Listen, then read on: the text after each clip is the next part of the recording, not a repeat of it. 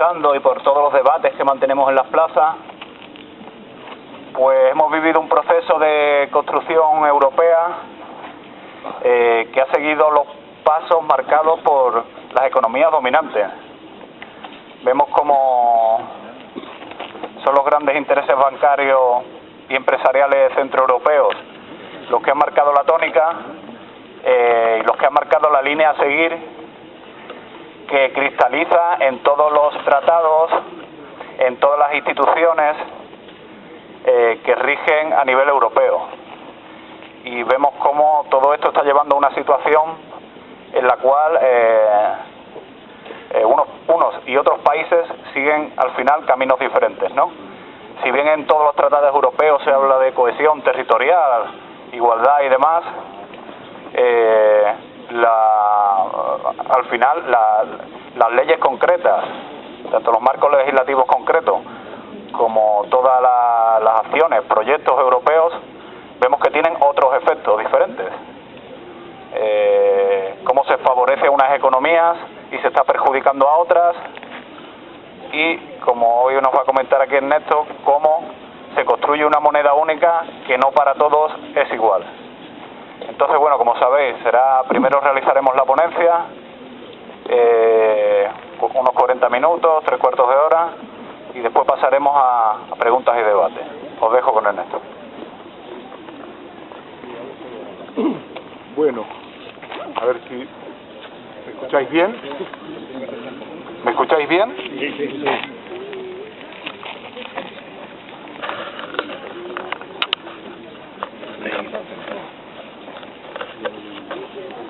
Bueno, primero me parece que tengo que agradecer el espíritu militante de la tarde calurosa de hoy que os convoca aquí.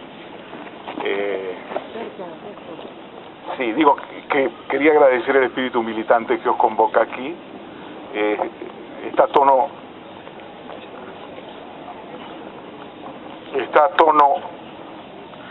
con las circunstancias críticas que vive en este momento España, y yo quería hablaros de lo que yo llamo, digamos, España y las políticas de desintegración del euro. Y quería empezar por una cosa que habitualmente no se dice, pero que a mí me parece relevante, y que es la siguiente. Siempre cuando un país se convierte en una querida de los mercados internacionales, en inglés sería darling, es una palabra muy expresiva, siempre pasa algo. Y diréis por qué me refiero a esto en relación a España. Porque España fue la darling de los mercados internacionales entre el año 2000 y 2007 cuanto menos. La invasión de capitales extranjeros en España fue descomunal. Y fue la darling no solo por la invasión de capitales extranjeros, sino por el hecho de que si uno analiza las cifras macroeconómicas, esas cifras macroeconómicas respondían a lo que son las exigencias, digamos, de las posiciones neoclásicas o neoliberales en economía. En el año 2000 España tiene una deuda pública del orden del 59,3% del Producto Interior Bruto. Siempre utilizo estadísticas oficiales, estadísticas del Instituto Nacional de Estadística. Y después de 7 años de desarrollo económico, de crecimiento ininterrumpido de la economía basado en la burbuja inmobiliaria y una orgía especulativa con los precios del suelo y con la expansión crediticia, yo casi prefiero hablar a capela porque me resulta muy difícil esto. Cuando uno se expresa además con las manos, pues no puede mover las manos. Entonces, a ver, decía que en el año 2000 España tenía una deuda pública bruta del orden del 59,3% del Producto Interior Bruto, que ya entonces estaba por debajo de las exigencias del Tratado de Maastricht.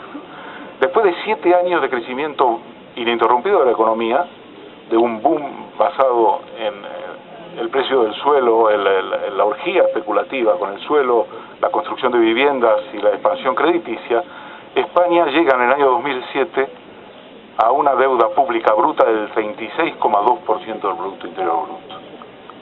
Es decir que esa esa expansión no se hace sobre la base de la deuda pública. Si uno además toma un dato que para los economistas todavía es más relevante, que es la deuda neta, en el año 2007, esa deuda está en el 26,5% del Producto Interior Bruto. Por eso España era la darling, porque tenía unas cifras macroeconómicas estupendas y porque además la exigencia fundamental de déficit fiscal se cumplía en España. Entre los años 2000, de la época de José María Aznar, y el año 2004, prácticamente España tenía un superávit fiscal primario, es decir, antes de pagar intereses, la economía española tenía un superávit primario. Es decir, que sus finanzas públicas internacionalmente eran reconocidas. En el año 2005 España tiene su primer superávit fiscal, lo repite en el 2006 y lo vuelve a repetir en el 2007. Algunos dirán que es un superávit fiscal pequeño, del orden del 2% del Producto Interior Bruto, pero había pocos países en la eurozona que tenían superávit. Y por eso entonces, decía, España es la darling de los mercados internacionales. En este momento España también es la darling, no de los mercados internacionales, sino la darling de la ortodoxia económica-financiera. Rajoy aparece como el alumno aventajado de la política de austeridad, ha hecho 4 planes de austeridad desde que está en el gobierno, 30 de diciembre, 30 de marzo, la nota de prensa que sigue al plan, a los presupuestos generales del 30 de marzo, que es la nota de recorte de 10.000 millones, porque se han olvidado de incluirlos en los presupuestos, esta es la verdadera razón, y finalmente los ajustes de los últimos días. 4 planes de austeridad en 6 meses. Entonces, desde ese punto de vista también es la darling España, y el gobierno español en particular, de los digamos, de los que deciden la política en el Banco Central Europeo, en Bruselas y sobre todo el gobierno alemán. El problema es, ¿por qué, si esto es así, por qué si el gobierno sigue las directrices, los mercados le dan la espalda? Y le dan la espalda en lo que ya es un veredicto, yo diría, es una sentencia firme. No es solamente una sentencia de instancia, sino es una sentencia firme. La subida de la prima de riesgo el pasado viernes en los mercados secundarios de capitales han llevado al bono público a 10 años a la cota del 7,3, 7,29, es el tipo de interés en los mercados secundarios de capitales, y en todos los plazos se verifica una subida, no solamente 10 años, sino en los tipos a corto, 2 y 3 años, también se ha verificado una subida. Entonces, esto es una cosa que, desde el punto de vista de la economía, es muy fácil de detectar por qué es así. Y es así porque si uno ve la balanza de pagos de la economía española, que la tenemos hasta el mes de abril, la balanza que da el Banco de España, lo que hay desde julio del año pasado hasta el 30 de abril de este año es una salida neta de capitales de 250.000 millones de euros. Es decir, no hay flujo de entrada de capitales a España. Lo que hay es una salida neta. Y eso es lo que refleja la prima de riesgo. Lo que refleja es que no hay inversores en bonos públicos españoles. Los únicos inversores en bonos públicos españoles son los bancos españoles, que además obtienen el dinero del Banco Central Europeo. Entonces, esto es la radiografía de una crisis, la radiografía, digamos, en términos técnicos, de una crisis que es casi, yo diría, irreversible. No quisiera ser pesimista, pero esta reunión se desarrolla en un momento de transición muy importante en la política de este gobierno. No me refiero a las medidas que ha tomado, porque indico que es el 4º plan de ajuste en 6 meses. La transición consiste en lo siguiente, que el discurso ahora del gobierno, en las últimas 72 horas, ha cambiado radicalmente. Cuando yo debatía en los programas de televisión con algunos miembros del gobierno, solía utilizar un esquema pedagógico, y es un esquema muy sencillo que la gente entiende. Supongamos que el plan que vosotros tenéis no funciona, ¿qué vais a hacer? Y la respuesta es siempre la misma de los miembros del gobierno. La respuesta es, ese es un planteamiento catastrofista, ese es el planteamiento del pesimismo. Hombre, sea catastrofista o pesimista, decía yo, ¿Qué plan B tenéis? Porque ¿dónde está la garantía de que esto va a funcionar? Hemos visto en Grecia que no, hemos visto que en Irlanda que no, hemos visto en Portugal que no. Entonces la respuesta es siempre la misma. Eres un pesimista. Ahora, veamos quién es el pesimista. En las últimas 72 horas, como decía, el gobierno ha cambiado. El ministro de Hacienda, señor Montoro, que se supone que debe dar tranquilidad a los mercados, ha dicho que prácticamente la tesorería no tiene capacidad para pagar las nóminas.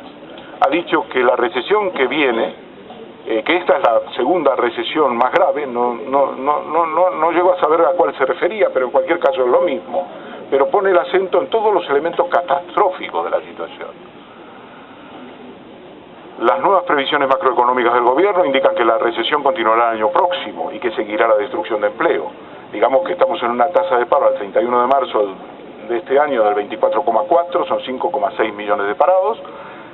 Superaremos a finales de año los 6 millones y el ministro dice que todavía más destrucción de empleo en el año 2013. Por lo tanto, el gobierno ha variado su discurso, ha pasado al catastrofismo puro y duro. Y este para mí es el mejor síntoma, o el síntoma más, ¿cómo diré?, el testigo más relevante de que el gobierno cree que ya no podrá prescindir de un rescate generalizado de la economía española. Es decir, está entregado, ya no controla la situación y ya no puede decir que los ajustes que está proponiendo son siquiera una salida de la situación. Este es un dato muy relevante, por lo menos en mi sentido de observación, porque como yo he tenido debates con todos ellos a lo largo de los últimos años y sobre todo en los últimos meses con el gobierno del PP, he visto este cambio radical en su posición, de perdidos al río. Esa sería mi definición. Yo creo que España está en el centro de la crisis de la eurozona, ríete de Grecia, por el papel y por el peso de la economía española, que es la cuarta economía de la eurozona, y la eurozona está en el epicentro de la crisis económica internacional. Ergo, por carácter transitivo, España está en el epicentro de la crisis económica internacional. Y la preocupación en la Reserva Federal, desde luego, no es Grecia, y si Grecia sale o no sale del euro, sino España. España se ha colocado en el centro de la crisis económica internacional. Y una medida interesante que sería, si se quiere, en un remedio de lo que podría ser los años de la guerra civil, deberíamos tratar todos de que se formara un panel internacional de economistas a los efectos de analizar las especificidades de la crisis española. Esta es una propuesta que yo me pretendía lanzar en un manifiesto, la planteo aquí, porque la crisis española tiene una gran divergencia y una gran especificidad con la crisis del resto de la eurozona. Esto no es una recesión clásica de la economía española, no es una recesión clásica en términos europeos. Esta es una crisis que ocurrió en Japón en los años 80, ocurrió en los Estados Unidos en los años 20 y está ocurriendo en España. Y digo España, hay otro país donde la crisis tiene características similares, que es Irlanda, pero que es un país muy pequeño por su peso en la economía mundial, y por lo tanto, digamos, España es el conejillo de Indias. Y yo convocaría realmente la realización, la formación de un panel de economistas en el mundo que analicen la especificidad de la economía española. Y digo por qué, porque no se ha juntado nunca, en España desde luego, pero digo solo en Japón y en Estados Unidos, una crisis que refleja una orgía especulativa con el precio del suelo, una expansión colosal del sector de la construcción en términos del Producto Interior Bruto de un país, junto con una expansión crediticia y una burbuja bursátil. Esto es único y tenemos el privilegio y el tremendo dolor de vivirlo, pero para conocer lo que pasa, para conocer cuáles pueden ser las salidas, necesitamos analizarlo con detalle. Mi consigna sería un panel internacional de economistas para elevar una serie de recomendaciones a los efectos de frenar la gangrena que se desarrolla en estos momentos en la economía española como producto de la aplicación de las políticas que recomienda el Banco Central Europeo, la Comisión Europea y sobre todo el gobierno de Angela Merkel.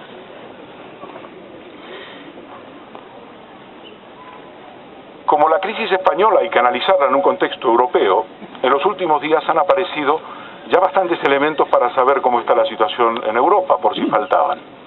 Hace 2 días, después de la subida, de la bajada de tipos de interés del Banco Central Europeo, por primera vez por debajo del 1%, Christian Noyer, el gobernador del Banco de Francia y miembro del Consejo de Gobierno del Banco Central Europeo, cuando se le pregunta por qué realmente las medidas que toma el Banco Central Europeo de baja de sus tipos centrales de interés de corto plazo no se transmiten a los países, da la siguiente explicación.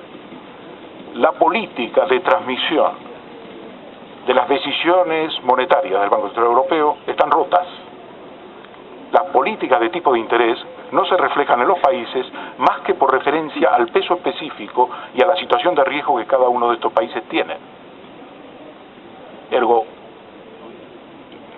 es fundamental esta afirmación porque es como un reconocimiento de que un aspecto central de la política del Banco Central Europeo, que es la fijación de los tipos de interés, que es prácticamente el único de sus cometidos, ya no se transmite.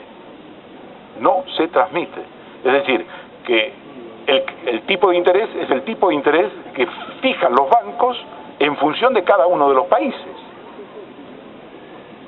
Eso, agrego yo, en el caso de que den crédito, porque es que en España la expansión del crédito es negativa, no hay crédito. Pero esta afirmación de Noyer nos da a entender de que el euro como motor, está realmente perdiendo casi todos sus motores. Están empezando a verse dañados en su funcionamiento. Eso es lo que se refiere a la política monetaria. En lo que se refiere a la intervención en los mercados secundarios o primarios de capitales, como sabéis, el Banco Central Europeo tenía un programa de intervención que se empezó a aplicar en agosto del año pasado en España, después de asumir el gobierno de Zapatero por carta una serie de obligaciones a cumplir, y ese programa pues logró, sobre la base de la compra de bonos en los mercados secundarios, logró estabilizar a la baja el precio de los bonos públicos españoles. Sin embargo, como el Banco Central Europeo lo hizo de manera arrastrando los pies, finalmente se volvió a plantear la misma situación en noviembre del año pasado y finalmente, después incluso de los planes de austeridad de Rajoy, está en este momento en su pleno desarrollo. Pero el Banco Central Europeo y el Eurogrupo decidieron que el Banco Central Europeo ya no va a seguir comprando con este programa y que para ello se creaba un mecanismo que se llama mecanismo de rescate, que es el que va a efectuar las compras.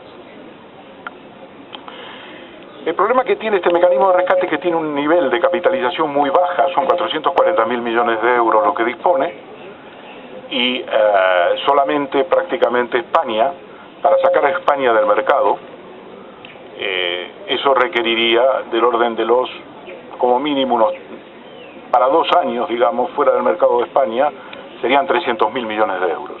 Pero como detrás de España, como hemos visto los días pasados, viene Italia, tenemos un instrumento que no sirve. Un instrumento que no sirve si no obtiene nuevos capitales y si no obtiene para ello una licencia bancaria con la cual salir al mercado.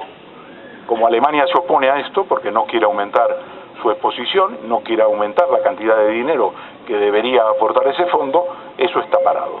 Pero entonces, un segundo motor, aparte del primero de transmisión de la política monetaria, también está dañado. Entonces, lo que nos queda es lo siguiente, un rescate en toda regla.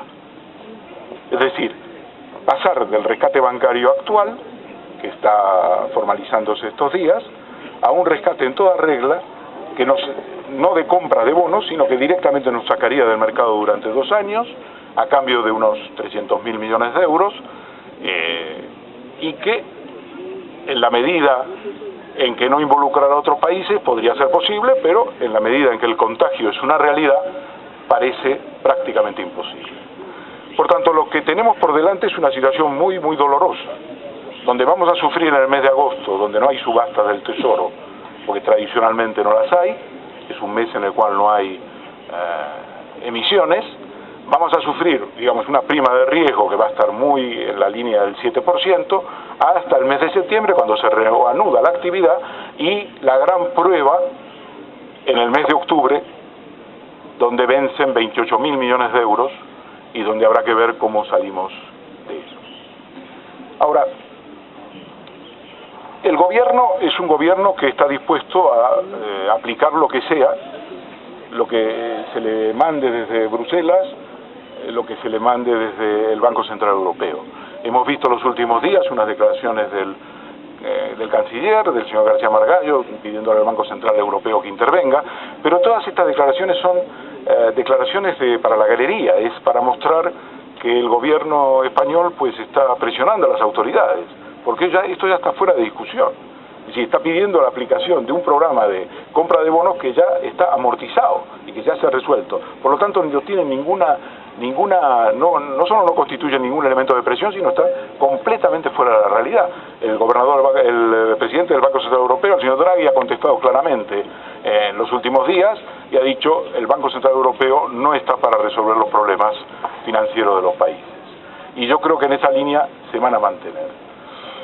Ahora, cuando hablamos de que toda la estructura y el motor del euro está haciendo aguas, estamos hablando también de otro hecho que no merece probablemente mucha atención, o por lo menos no merece a mi modo de ver la atención que requeriría la prensa, por moderación o por timoratismo o lo que se quiera. Y es lo siguiente: a partir del tratamiento que se le da a la crisis en Grecia, sobre todo en las últimas semanas que preceden a las últimas elecciones de junio, donde el gobierno alemán, para acojonar a los griegos, intenta hacer ver de que una salida de Grecia es absolutamente manejable por su peso específico en la eurozona. A partir de ese momento ocurre un hecho que es, que yo diría que es casi un cambio estratégico de toda la situación y un empeoramiento de todas las expectativas.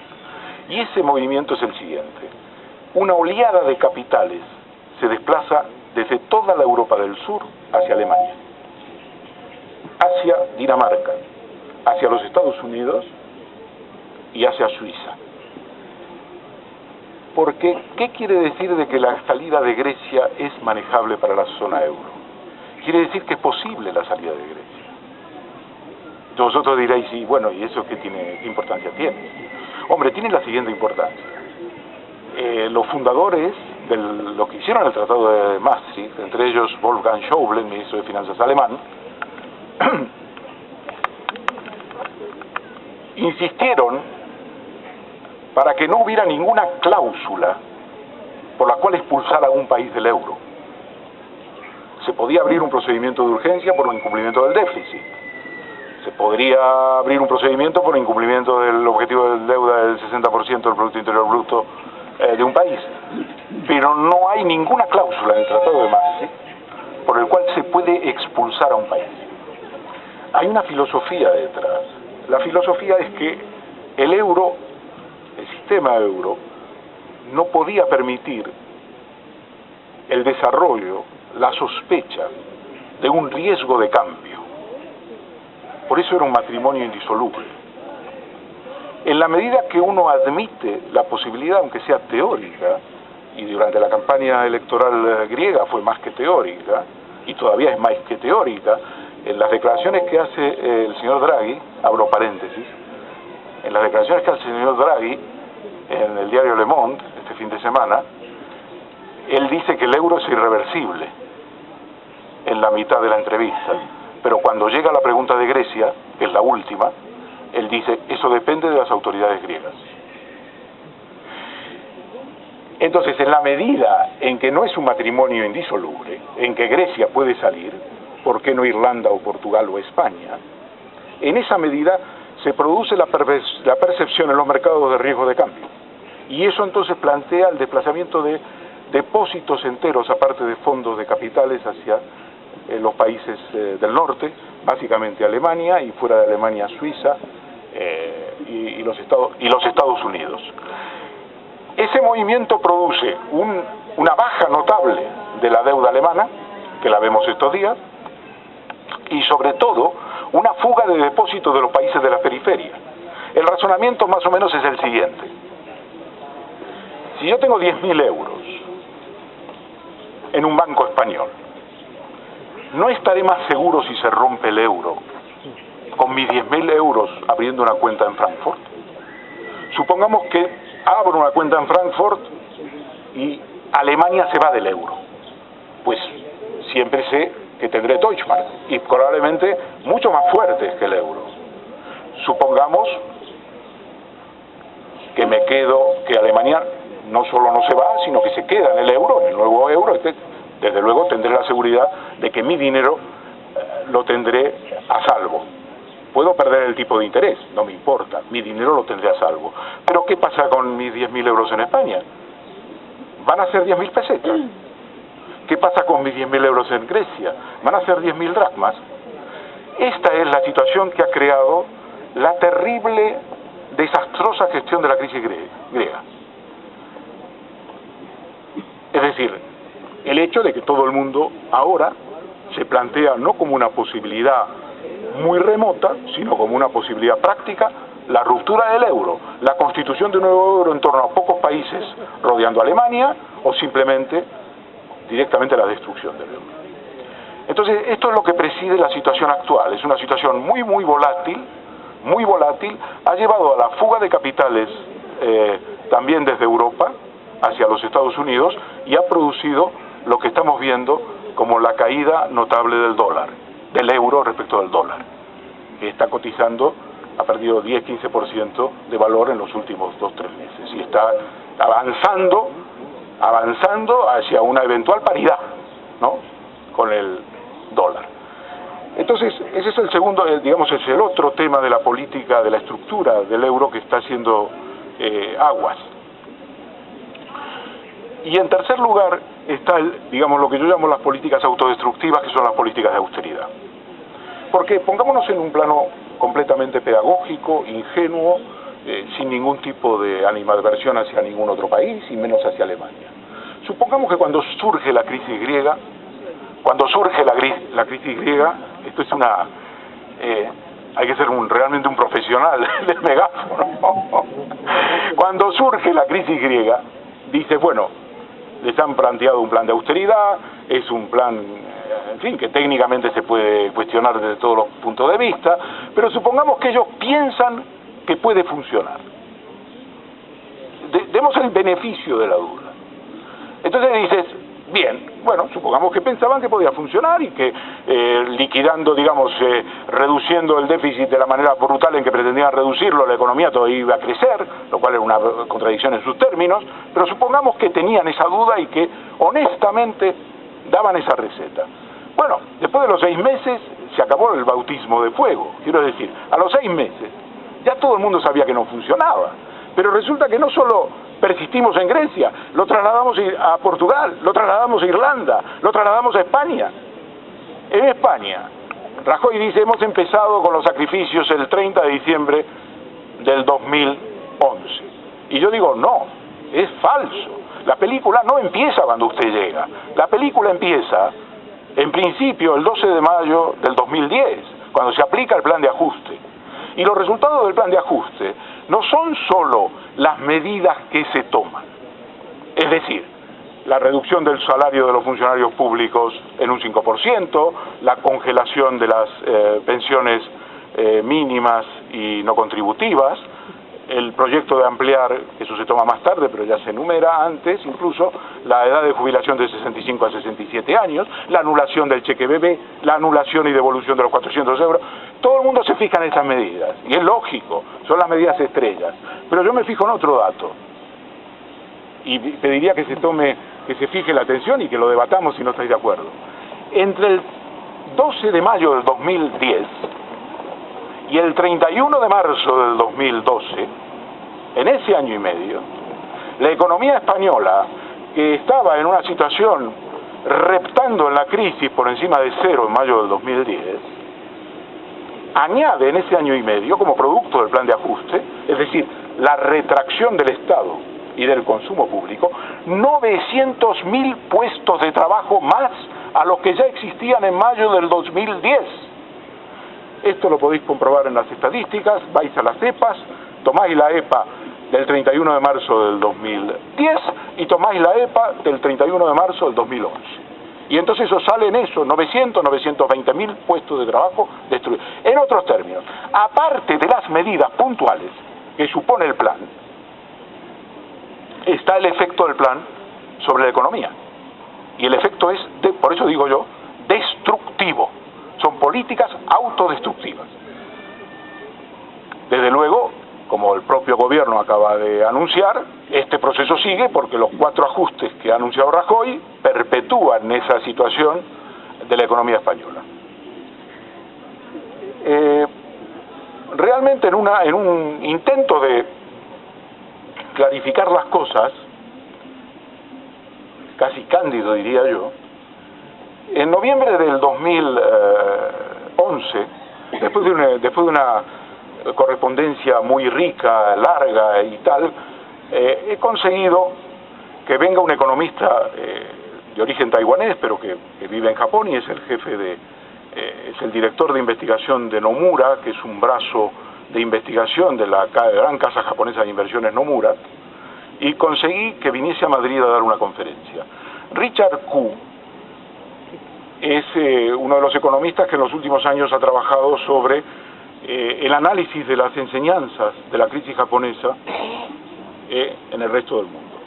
En el año 2008 escribió, prácticamente en coincidencia con la crisis, un libro muy importante que se llama El Santo Grial de la Macroeconomía, donde analizaba la situación en Japón, las particularidades históricas de la crisis japonesa y las enseñanzas para el resto del mundo.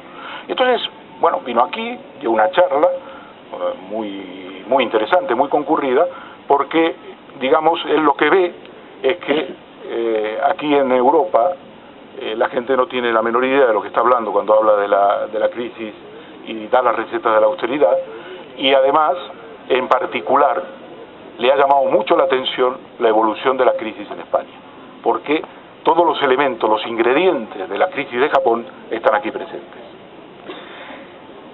Tuvimos un debate, él les puso algunas ideas que se podían aplicar, y él insistió en una cosa muy importante. El euro tiene averías de fábrica, y las averías de fábrica no se superan con las recetas que se están dando. Esas averías de fábrica hay que resolverlas con medidas radicales. Si España, que tiene una tasa de ahorro respetable, decía Koo, no puede aprovechar ese ahorro para mitigar la crisis económica, eso es un desastre. ¿Y por qué España no puede utilizar ese ahorro? ¿Por qué? Por una sencilla razón, porque ese ahorro se va a Alemania y no se queda en España. Se va a Alemania en la forma de fuga de depósitos, porque la gente no confía. Entonces tenéis que hacer algo, decía, hay que detener esa sangría. Una fórmula sería que los bonos públicos españoles solo puedan ser suscritos por españoles, como se ha hecho en otros países, en otras épocas. Entonces en el debate con todo el pensamiento único que rige en este país, decía, hombre, pero eso sería una daga mortal sobre la libertad de circulación de capitales. Decía, no, tú puedes mantener la libertad de circulación de capitales, pero haces un paréntesis, y tú dices, en España, lo que quieren comprar, entonces decía, no, pero no se puede aplicar eso. Decía, oiga, decía él, una cosa muy sensata, si los españoles no están dispuestos a invertir en bonos públicos españoles, ¿a quién vais a convencer de que invierta en bonos públicos españoles? En Italia, por ejemplo, que es un país que tiene una deuda muchísimo más alta que la española, es el 100% de la deuda pública bruta, del 120% del Producto Interior Bruto, durante una gran cantidad de años, ahora ya no es así, pero una proporción importantísima de la deuda pública italiana está en manos del público italiano, ahora ha variado. Pero, es decir, la incapacidad de la intelectualidad en ese país en general, de todos los servicios de estudio de bancos de inversión, de bancos, los maravillosos servicios de estudio de los grandes bancos, que son potencias, decenas de economistas que producen informes, salen en las teles, analizan todo, y siempre todo desde el mismo punto de vista. Tiene que ser el ajuste, pero ¿quién ha vendido la teoría del ajuste? ¿Quién ha vendido la teoría del ajuste en términos de que haya una experiencia consolidada? ¿En qué facultad de economía se enseña que ha tenido algún éxito en un país en un momento de crisis? Entonces, hacía la referencia a Q porque él dijo, en relación a Japón, que Japón adolecía, a grosso modo, de dos problemas, de dos enfermedades que se entrecruzaban. Una enfermedad tenía que ver con el crecimiento de la economía japonesa a medio y largo plazo. Es decir, lo que normalmente en economía se denominan las reformas estructurales para mejorar el crecimiento potencial de la economía. Pero el otro gran problema de la economía, decía él, es que la economía estaba en un estado de neumonía. Y las dos enfermedades, la diabetes, digamos, que él caracterizaba como la necesidad de reformas, la diabetes que necesita que el organismo haga ejercicio, ingiera una cantidad de alimentos muy determinada, muy selectiva, no se puede combatir con los mismos instrumentos y las recetas de la neumonía. Y entonces tiene que combatir la neumonía primero. Y el problema ahora en España es ese claramente. La economía española es una economía cuya demanda está por los suelos, la economía privada, que es el verdadero motor de la deuda en España, es una deuda de bancos, familias y empresas que está en el orden de los 290, 300% del Producto Interior Bruto, está abocada al desendeudamiento. Entonces, hay algunos, el otro día tuve un debate en la radio con otro periodista, decía, claro, el drama es que en España el sector privado se está desendeudando, y el Estado, y hombre, es que es así, si es el esquema de ahorro e inversión clásica, si el Estado se desendeuda también al mismo tiempo que el sector privado, pues la tasa de paro en lugar de ser del 25% va a ser del 40%, es que no puede ser. Pedirle al sector público que se desendeude es como una quimera, ¿no? Entonces, yo decía que las políticas ya de austeridad han fracasado, se insiste en ellas a ciegas, y me da la impresión que ahora ya no podemos dar, digamos, ese periodo de gracia, de decir, bueno, creían en esas políticas de austeridad y querían ver si la experiencia era buena, pero ahora no es así. Ya tenemos prácticamente desde mayo del 2010 esas políticas de austeridad en marcha, han fracasado estrepitosamente. Frente a Grecia el planteamiento es, ahí tiene usted la puerta de salida, y frente a España estamos viendo qué va a pasar. Voy a terminar. Ahora la gente está obsesionada estos días con el tema de si habrá rescate o no habrá rescate. Está claro que la última fase de la crisis española también tiene un componente, yo diría, autogenerado.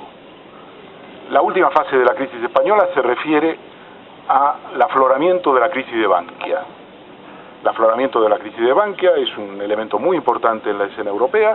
Estamos hablando de un agujero de 23.465 millones de euros. Esos son 3,8 billones de las antiguas pesetas, como suele decir Rajoy. Rajoy dice que siempre traduce a pesetas porque le parece, sobre todo cuando estaba Zapatero en el gobierno, porque le parecía que los españoles entenderían mejor la importancia de las cifras. Entonces yo utilizo ese método, me parece estupendo el método. Bueno, pues son 23.465 millones de euros, son 3,8 de las antiguas billones de las antiguas pesetas. El manejo de esta crisis es lo que precipita todavía más la intervención sobre España. ¿Por qué? Porque los que saben más de crisis financiera internacional, y los alemanes saben más que nosotros, recuerdan un incidente que es prácticamente la introducción de la Gran Depresión en Europa. Y ese incidente no es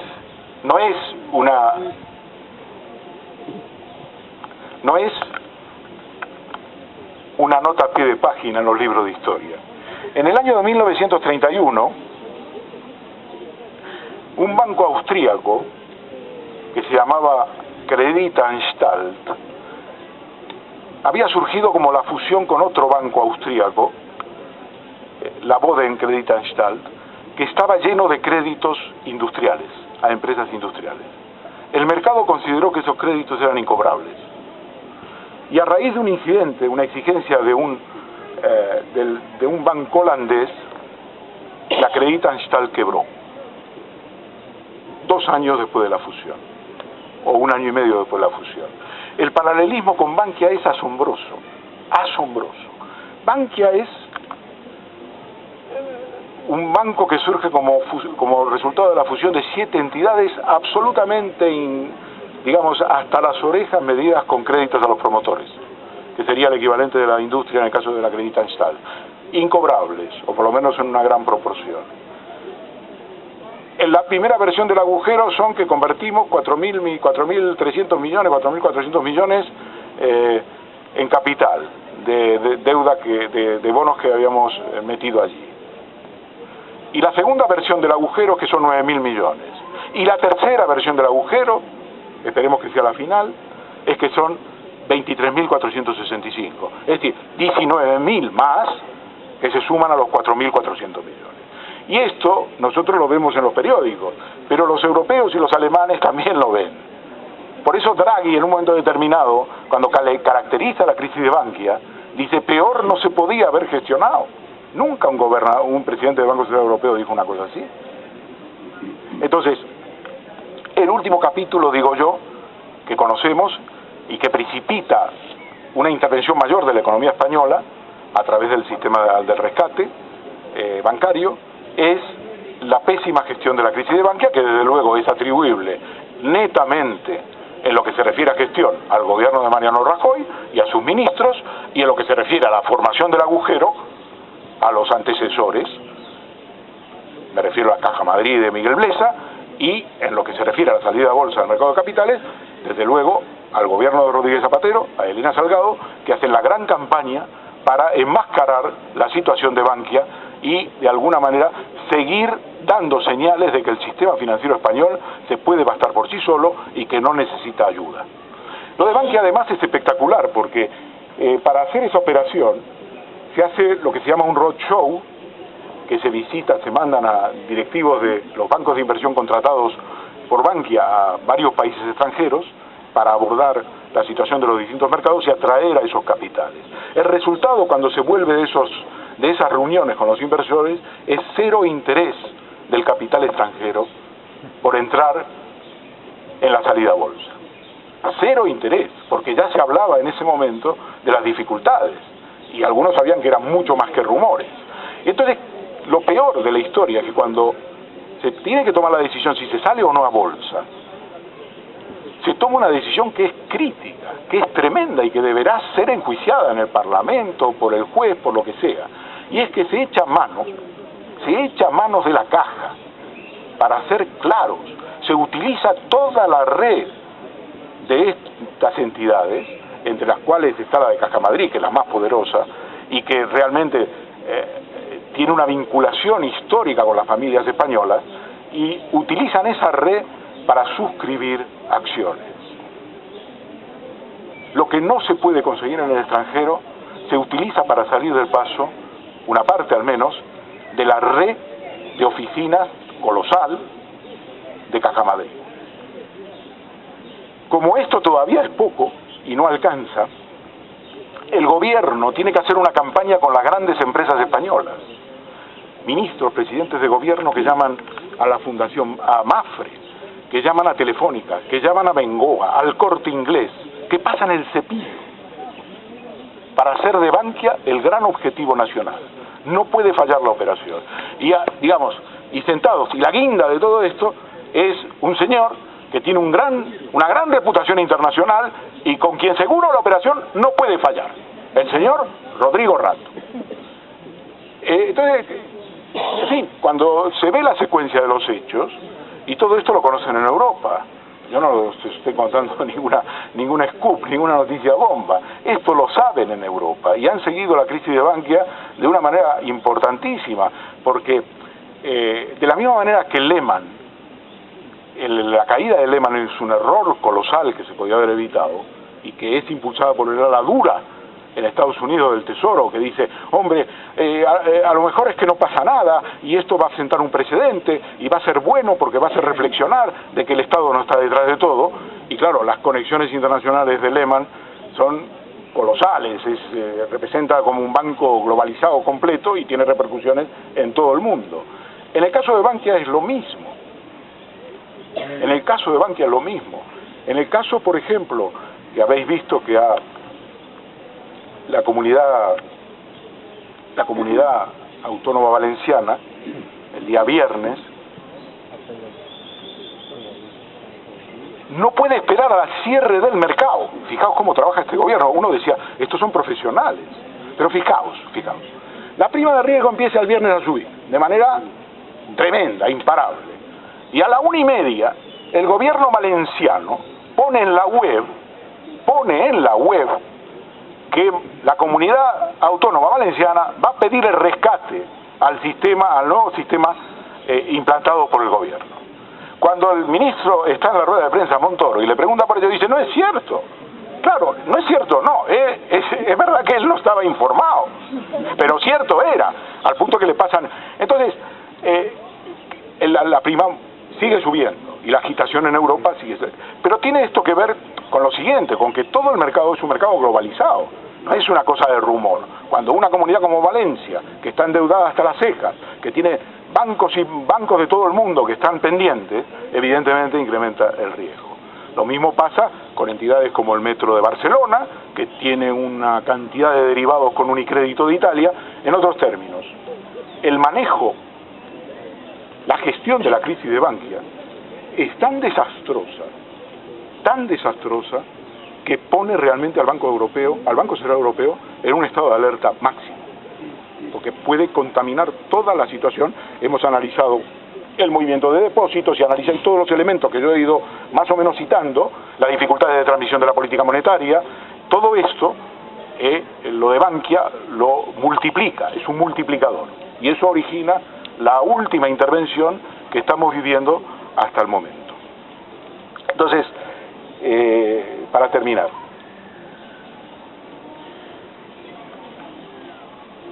en Alemania ha habido una voz, que no es la primera vez que se produce, pero esta semana ha hablado uno de los 5 sabios que forman parte del gabinete de asesores de Angela Merkel.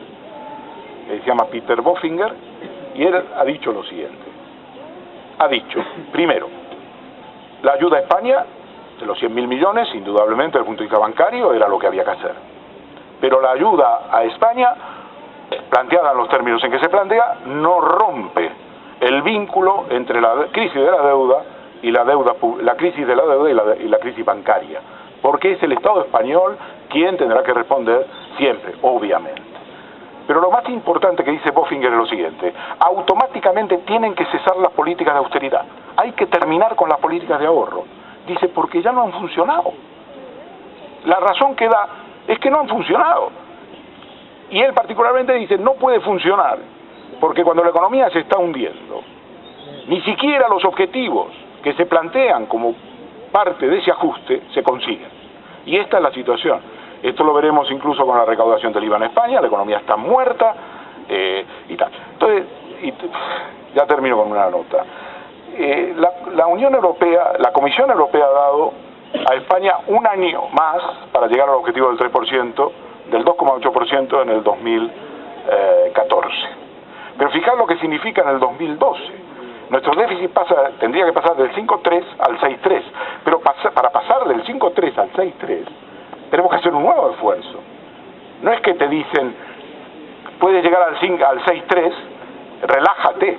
Tienes que hacer un esfuerzo que como mínimo, yo calculo, por los recortes, porque no han dicho cómo se periodifican los recortes, este año será entre IVA y robar la paga de final de año de los empleados públicos, serán 10.000 millones de euros.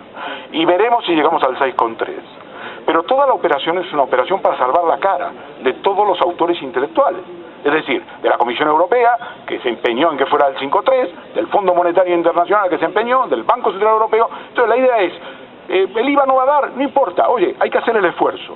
Hay que hacer el esfuerzo. Si después no da, no pasa nada. Pero no podemos, desde luego, cerrar en el 8, no podemos cerrar en el 8,5, no podemos cerrar en el 9.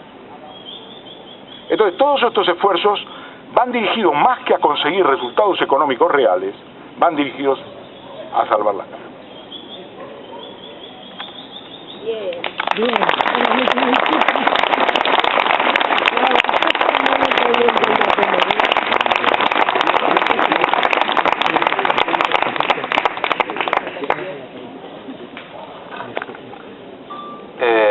Turno de preguntas. Como aquí, vamos pasando de uno en uno y él va respondiendo a cada pregunta.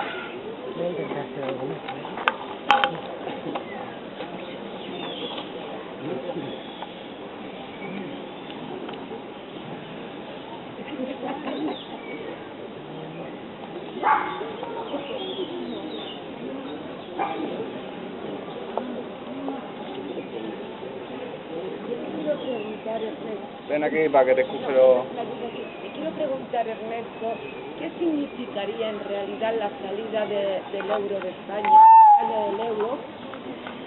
¿Qué significaría volver a la peseta en términos económicos?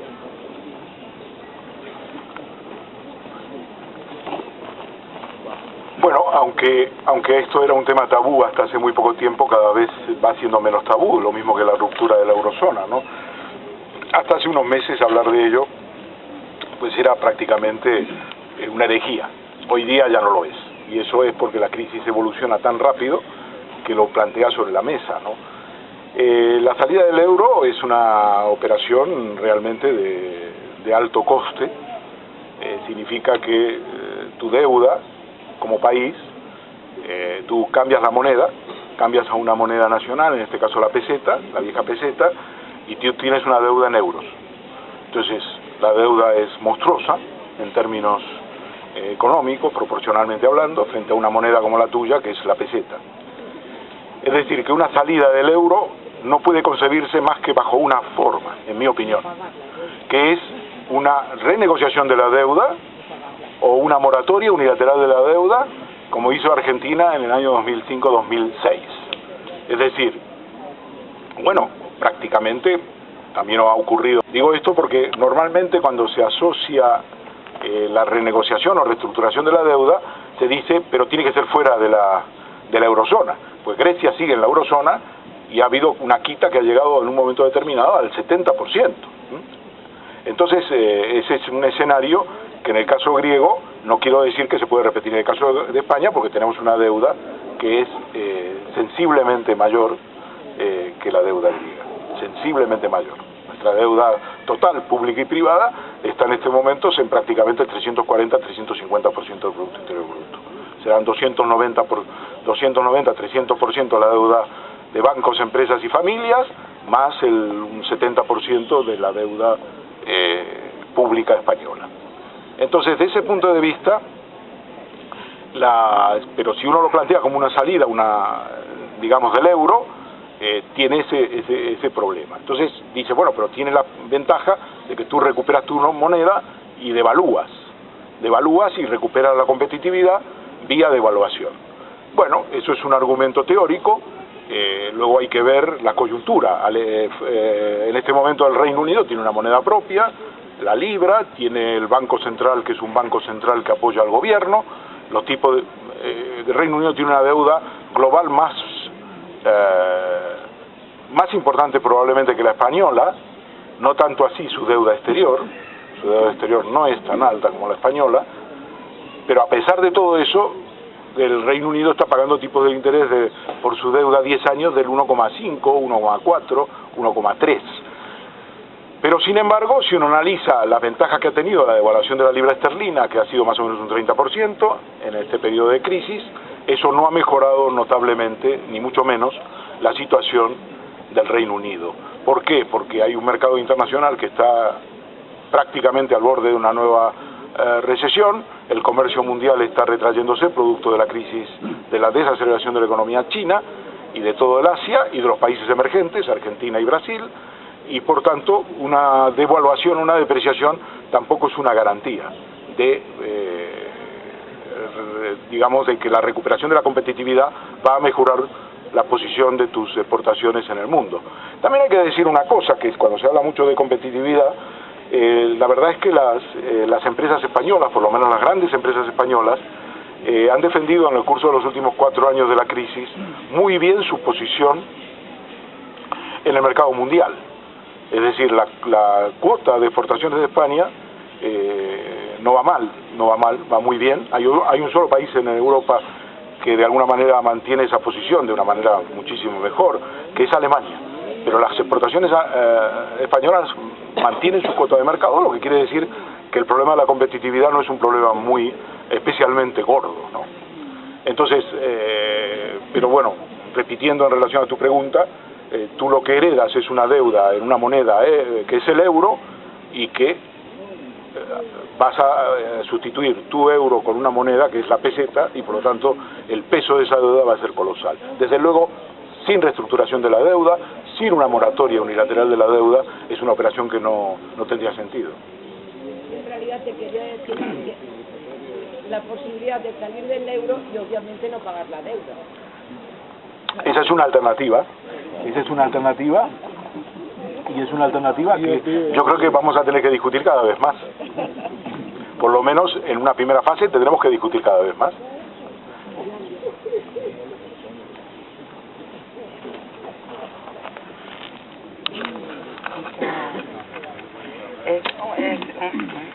Es un poco sobre lo mismo. Si hay alguna posibilidad de unirnos a Grecia, Irlanda e Italia, y a lo mejor así con varios países salir del euro, es un poco lo mismo. Para también mostrar el fracaso del euro con varios países unidos.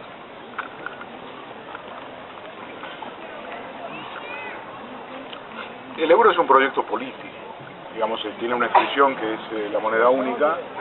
El euro es un proyecto político, tiene una expresión que es la moneda única, una expresión defectuosa porque es una unión, digamos, es una política monetaria única, sin una política fiscal común, como todos sabéis, pero es un proyecto político.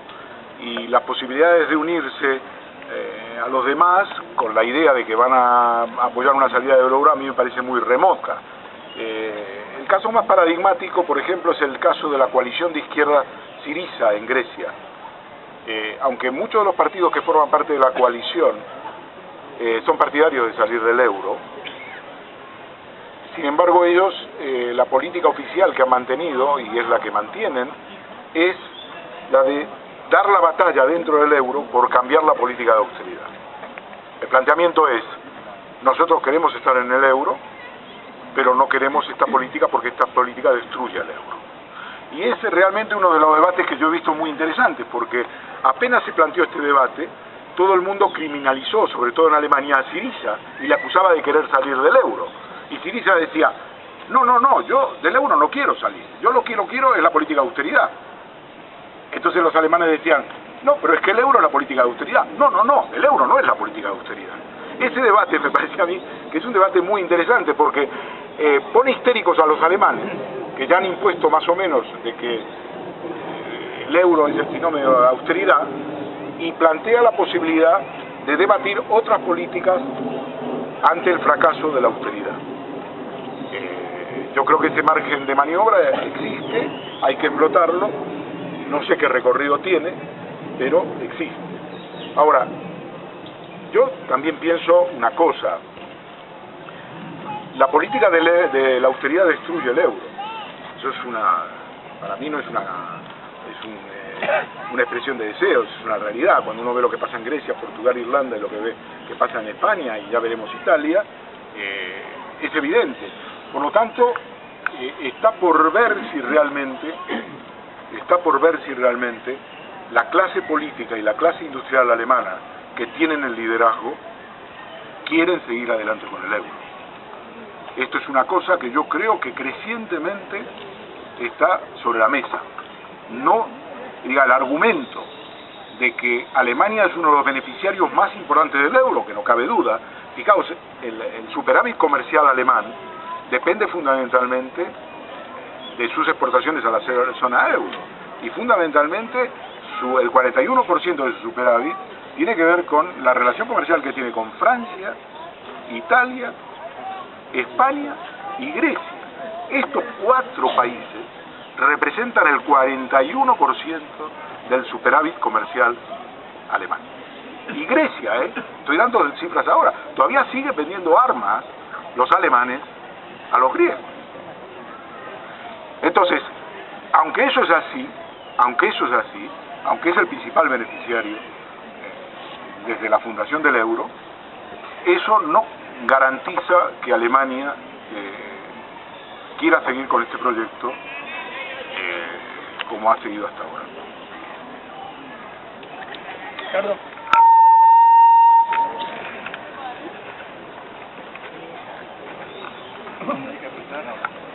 ¿Hablar? Sí. Bueno, gracias Ernesto. Yo creo que lo que nos cuentas tiene mucho interés. Y yo quería todavía que fueras un poquito más allá.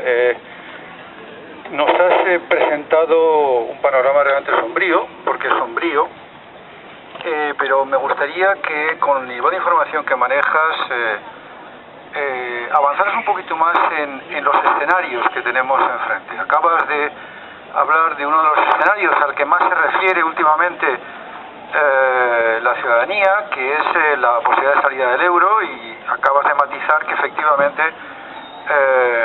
una alternativa a eso es efectivamente rechazar este euro, rechazar esas políticas de austeridad. Pero yo me gustaría que efectivamente nos plantearas un poquito cómo son factibles esos escenarios. Por ejemplo, el de salir de la austeridad, desde tu punto de vista, ¿qué implicaría? Evidentemente, ahora mismo tendría que ser sin rescate, me parece a mí, porque en el momento en que haya un rescate, aquí no hay soberanía posible, es decir, o sea, se acabó.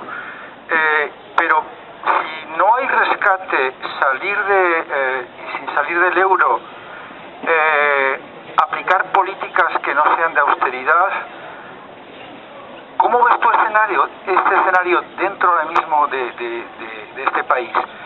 Y ya abusando un poco de tu exposición, ¿ves algún tipo de escenario que fuera de ruptura clara con el sistema? Es que todos estos evidentemente implican el que seguimos dentro del sistema. Es un sistema que claramente ha colapsado, es decir, o sea, en este momento llevábamos muchas décadas diciendo que el sistema era insostenible y efectivamente está en un momento de crisis total, de colapso total. ¿Ves algún escenario tú fuera del sistema?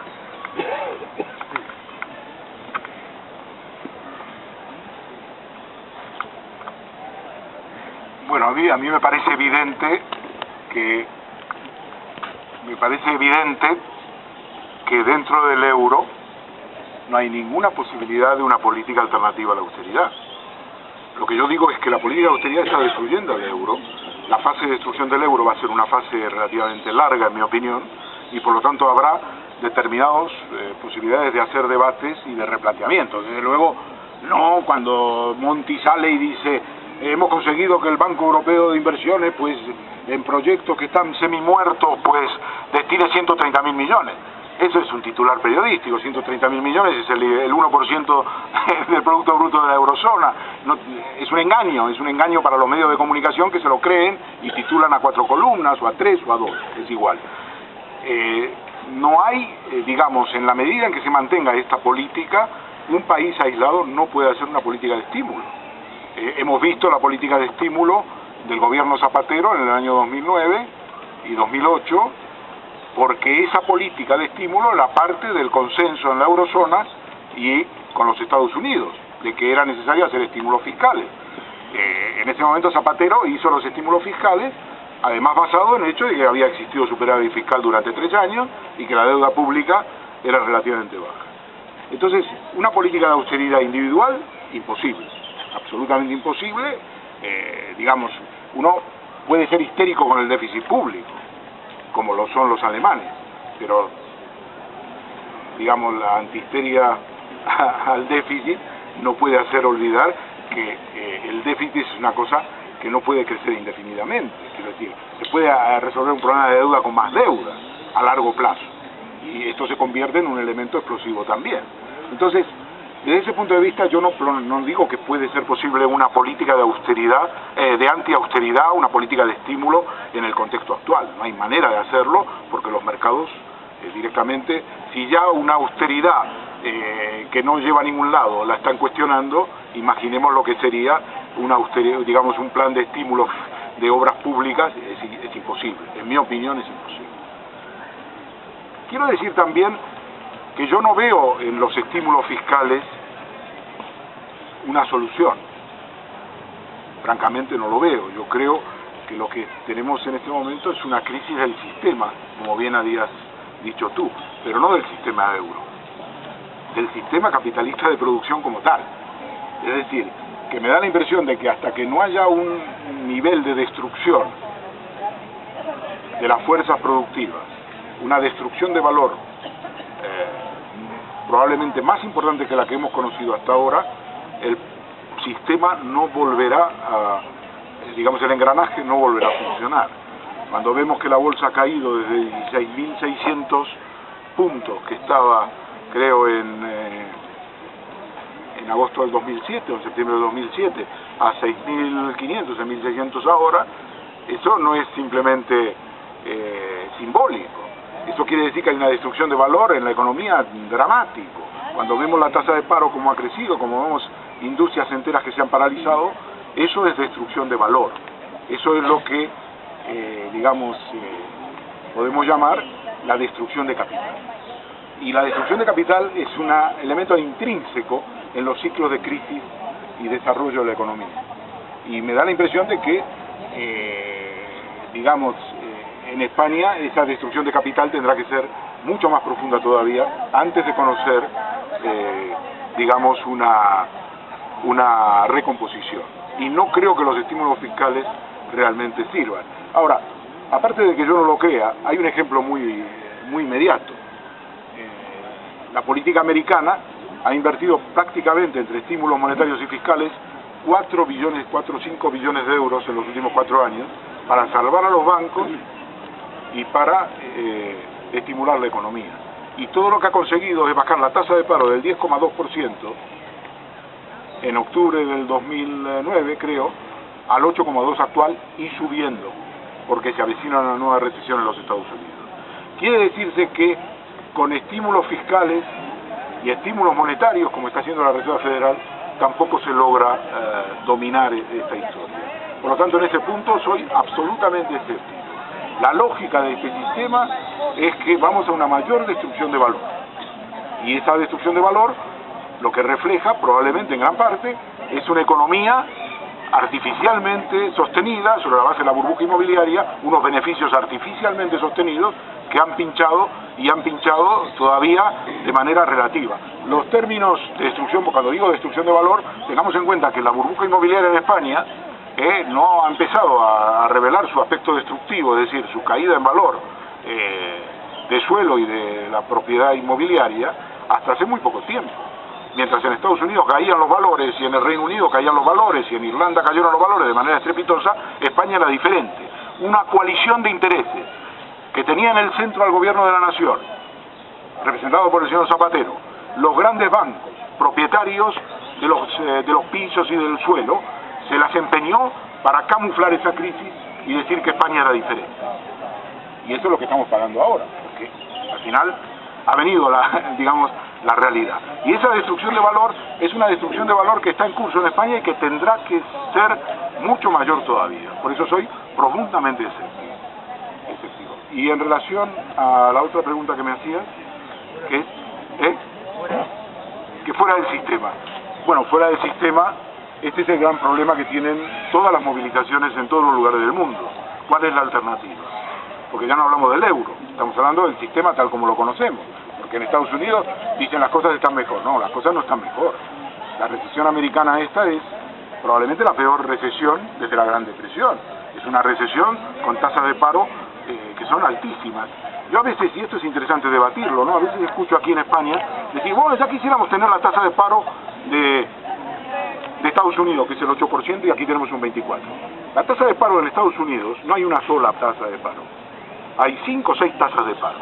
Y la tasa de paro más, que refleja más la realidad americana, es la que se llama la U6, que refleja una tasa de paro mucho más amplia que la que refleja la tasa oficial. Y esa la da todos los meses y todos los años el Departamento de Trabajo. Y refleja la intención de aquellos que buscan trabajo y que no lo pueden conseguir. Y entonces esa tasa de paro está en el 17%. Ha crecido casi 8%. Esa tasa de paro ha crecido casi 8 puntos respecto del momento anterior a la crisis, en el año 2007. Por lo tanto, esa es la tasa que hay que tener en cuenta, 16-17%. Pero además, la tasa oficial, la U3, la que sería equivalente a nuestra EPA, estaba en el 4,6, 4,7% en noviembre del 2007 y pasó al 10,2%. Esto quiere decir más del doble. Es lo que pasó en España, también con una burbuja inmobiliaria. La tasa de paro pasó del 8, pasó primero al 15, al 16, al 17 y ahora está en el 24. Es decir, digamos, hay vidas paralelas en las dos burbujas inmobiliarias, la americana y la española. Entonces, en relación al sistema, no veo realmente. Lo que veo es que lo que no debemos hacer es dejarnos engañar, no creer que la crisis, el desmantelamiento del estado de bienestar es el producto de un mal manejo de nuestras finanzas públicas, porque nuestras finanzas públicas, desde el punto de vista de lo que se exigía en Maastricht, lo cumplimos. Otra cosa era la estructura fiscal y la debilidad de la estructura fiscal de nuestro Estado, el hecho de que sucesivas administraciones se abocaron a reducir los impuestos. Bueno, pues esto sí es un problema de nuestra estructura y hay que resolverlo. Pero lo principal ahora, yo creo, es no dejarnos engañar en cuanto a la esencia de la crisis y de los ajustes. No van a desmantelar el estado de bienestar por un problema de nuestras finanzas públicas. Lo van a desmantelar porque era el objetivo predeterminado.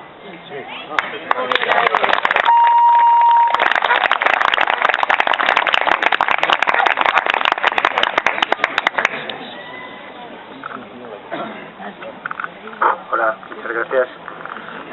Yo quería preguntarte un poco por el componente ideológico de la crisis, en el sentido de que, estamos viendo que pese a toda, como has dicho, pese a toda evidencia, pese a toda lógica, la política oficial, la política de las grandes instituciones persevera en esta ideología del liberalismo, esta ideología en la que se desregula los mercados, se dejan a los países y a las sociedades, a la ciudadanía, digamos, al arbitrio de los mercados, sin ninguna capacidad de respuesta. Se desmontan todos los instrumentos que tienen los estados para controlar a los mercados y no verse sometidos por los mercados, que obedece a una ideología muy clara, la ideología del liberalismo, del presupuesto cero, del adelgazamiento del Estado, y que esa ideología, que además favorece pues a determinados grupos, a determinados, no va a cambiar porque, digamos, la realidad no se ajuste a sus, al menos mientras les siga repartiendo intereses. ¿Qué tiene que ocurrir o qué tipo de conflicto, cómo se puede, a partir de qué punto puede empezarse a combatir, a cambiar esto? Y nota a pie de página, si en los libros de historia, tal vez dentro de algunos años, a nivel económico se dirá que la política de apaciguamiento no ha funcionado con Alemania otra vez.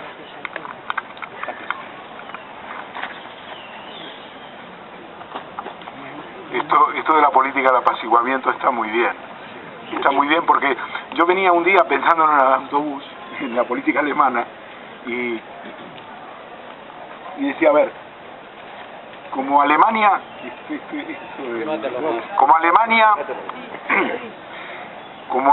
siempre tiene una solución final para todo, yo decía, ¿cómo llamaríamos a esto, esta insistencia en los temas de los planes de austeridad de manera tan ciega? Y entonces digo, pues es muy sencillo, me decía a mí mismo, decía, es la solución económica final. Ahora,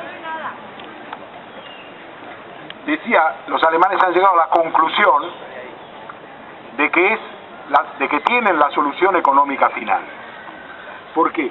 Porque cuando, por ejemplo, oyes al anterior presidente del Bundesbank, un profesor de economía, que ahora está en Chicago, y que dimitió de ser el presidente del Banco Central Europeo porque decía que como él no era un hombre de consenso, no iba a poder liderar el Banco Central Europeo, imaginaos.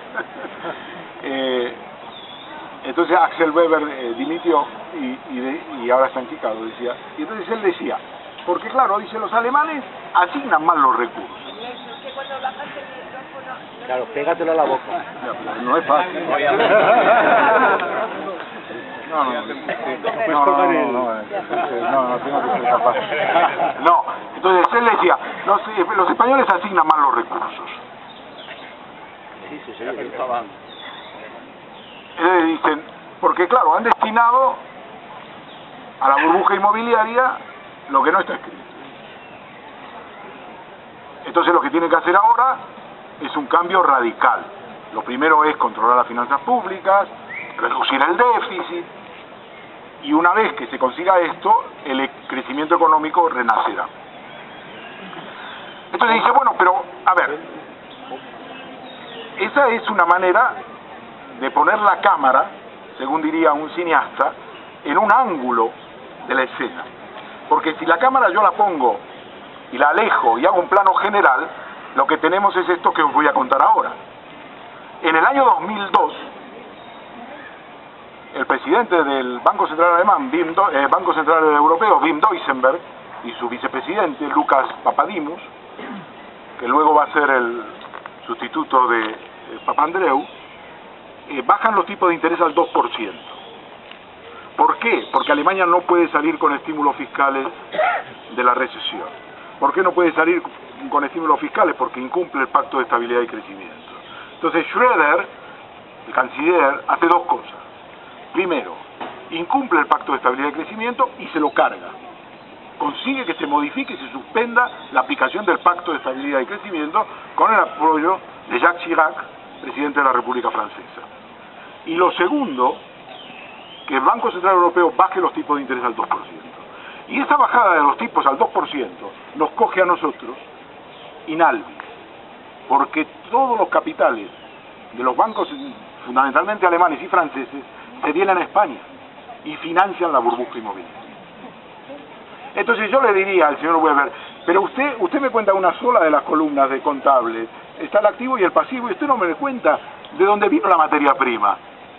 ¿O es que cuando ustedes iban a Estados Unidos a comprar subprime asignaban bien los recursos?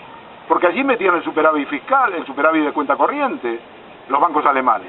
Se llenaron de subprime. Y después vinieron a España y aquí hicieron altas rentabilidades. Probablemente compensaríamos, si no tienen activos tóxicos, buena parte de lo que invirtieron. Pero entonces, digamos que esto es lo que quería señalaros en relación al plano general con que hay que analizar la situación en Alemania. Y en relación a las otras preguntas que me hacíais, es evidente que el neoliberalismo no ha quedado tocado con la gran crisis. Lo lógico hubiera sido que hubiera quedado tocado, pero es que no es meramente una ideología ya. El neoliberalismo es el sistema de producción capitalista, está concebido así. ¿Por qué? Porque todas las ideologías anteriores pavimentaron el camino. Es decir, cuando yo oigo a Krugman hablar de los estímulos fiscales y todo eso, después que él ha dado un giro de 180 grados sobre lo que decía en relación a Japón, ha hecho un viraje espectacular en relación a sus posiciones, yo no lo puedo tomar muy en serio, intelectualmente hablando. Será premio Nobel y todo lo que queráis. Porque todo lo que él pronostica es lo que pasó en los Estados Unidos en los años 70. La crisis de los 70 definitivamente enterró a Keynes y hizo que las políticas de Milton Friedman obtuvieran la popularidad, que la política de Milton Friedman obtuviera la popularidad de la cual hoy goza. Todas esas tonterías de que no podemos gastarnos más de lo que tenemos, todo eso es completamente falso. Cualquier persona en la familia lo sabe, que no funciona así. Ni las familias ni el Estado puede funcionar de esa manera. Pero todo eso lo compra la gente porque son eslogan, son en 7 segundos dices una cosa y la gente lo repite como loros. Y ya no digo la prensa, que lo ha comprado todo y lo reproduce y lo sigue sosteniendo cuando se ha hundido, ¿no? Entonces, desde ese punto de vista, me parece bien cargar las tintas sobre el neoliberalismo, pero la solución no viene por el lado de Keynes. Eso ya pasó hace mucho tiempo. Es más elegante, es más inteligente para una época determinada. En aquella época fue muy inteligente y hasta podría decirse que revolucionario en los años 30, porque lo que él planteaba, digamos, fue una crítica radical a la economía, a lo que era la economía austríaca, que eran los neoliberales entonces, y que dominaban la economía, y él abrió un camino nuevo con su teoría general sobre los tipos de interés del dinero, sobre todas sus recomendaciones a Roosevelt para combatir la Gran Depresión, que buena parte de ellas fueron tomadas en cuenta, pero que hoy no, a mí me parece que no son una alternativa, porque la crisis ha llegado a tal punto que Keynes estuvo aquí en Madrid en el año 31, creo, en la residencia de estudiantes, e hizo una conferencia muy interesante, se llamaba La economía de nuestros nietos. Que se llamaba La economía de nuestros nietos, y trataba de colocarse, digamos, en el año 1960,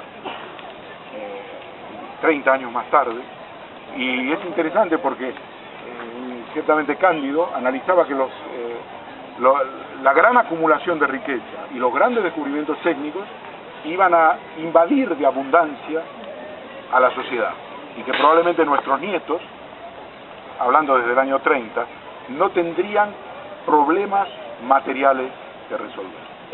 Si realmente se levantara de su tumba y viera lo que es el capitalismo hoy, hubiera abandonado todos los principios que defendió en aquella época.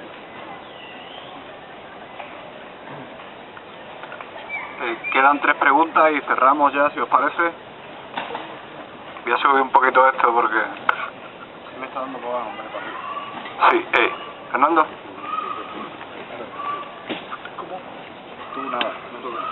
Sí, Ernesto, muchas gracias.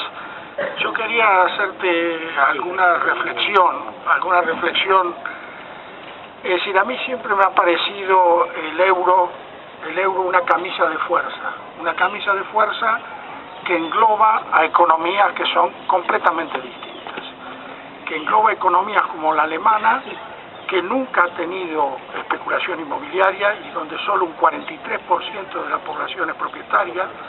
La misma es la situación de Austria, muy parecida a la situación de Holanda, con países como Irlanda, como España, como Portugal, donde, sobre todo me refiero a nuestro país España, donde la única inversión para la gente es la propiedad inmobiliaria.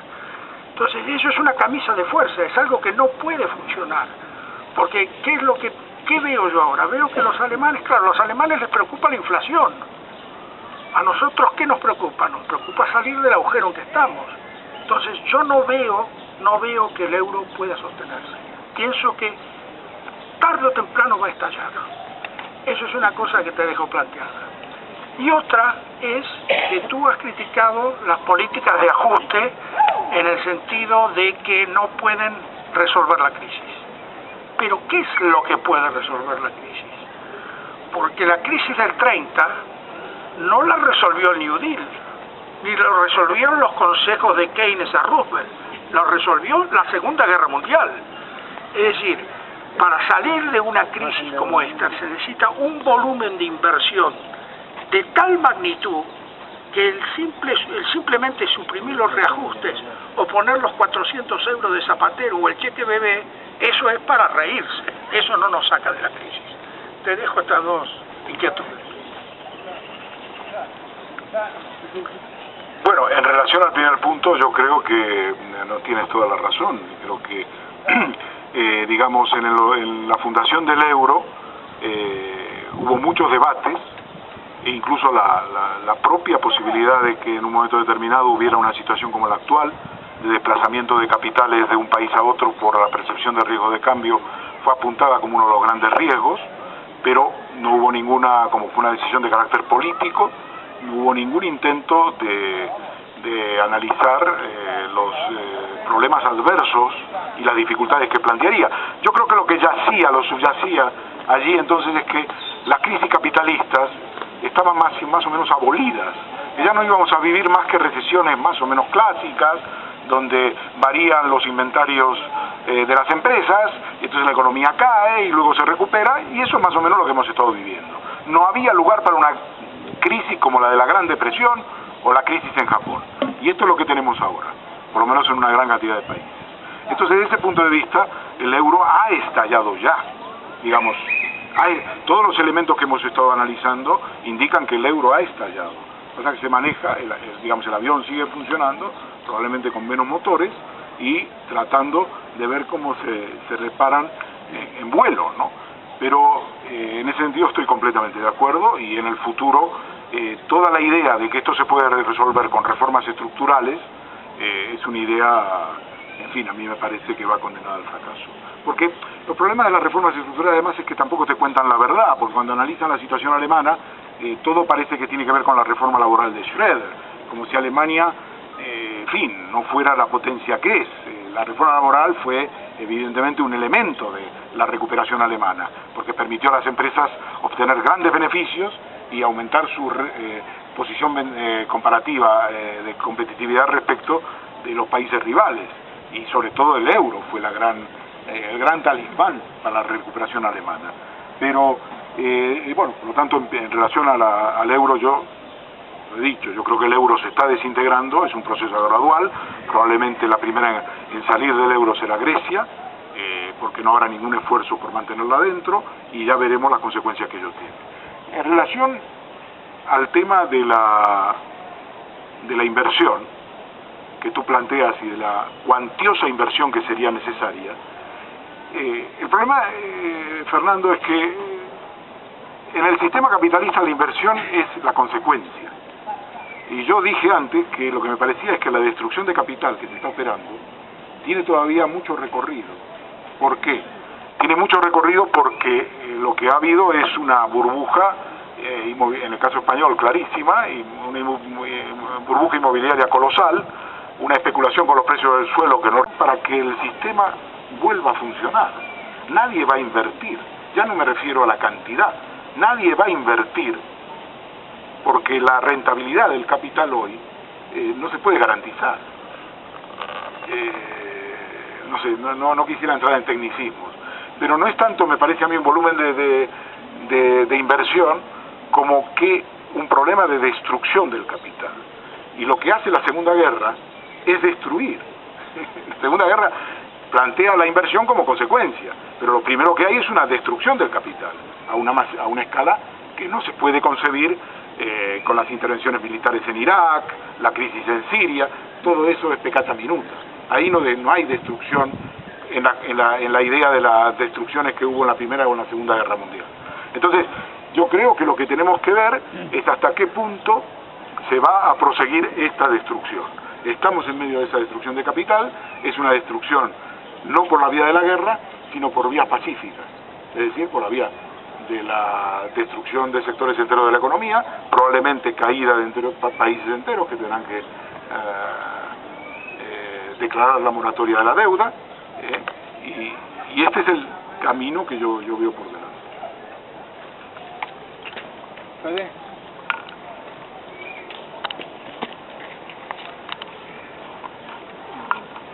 Yo os había preguntado una duda respecto a, en un momento de tu charla has dicho, has hablado de un grupo de economistas que analizará la especificidad de la crisis española, y era un poco preguntar que no serían los economistas, ¿qué economistas serían los que harían ese análisis? Porque en cierta medida los economistas actuales son los que nos han llevado en parte a esta situación, y también serían los mismos economistas en cierta medida que no entendían al chico japonés este que vino a dar la charla. Entonces, si el análisis lo hacen ellos de la crisis española, pues sería un análisis un poco de aquella manera. ¿Y en qué medida ese grupo de economistas no tenía una influencia demasiado directa en la política del país? En el estilo de un gobierno de tecnócrata o algo hecho, ¿no? Es un grupo de economistas que tiene la potestad para decidir demasiado. ¿Hasta qué punto no se acerca demasiado a ese límite? Gracias. No. ¿Para abajo o para arriba? Arriba. No, Yo hice la referencia